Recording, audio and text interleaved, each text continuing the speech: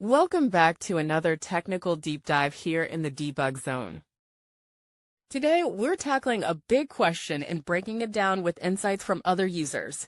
Hopefully this clears up some misconceptions and helps you get the answer you need. So, buckle up, stay a little curious, and let's jump right in.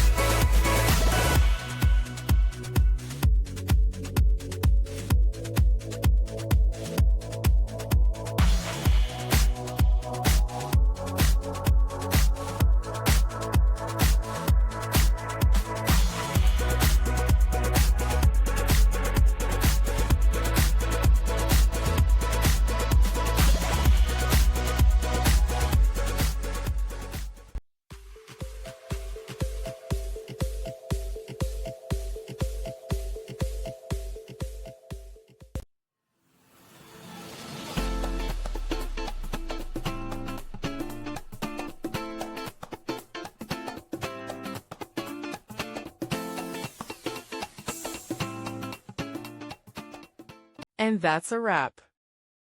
I hope you found the answer you were looking for. If you did, take a second to hit that subscribe button. It really helps out. And let me know in the comments which solution worked best for you. See you next time in the Debug Zone.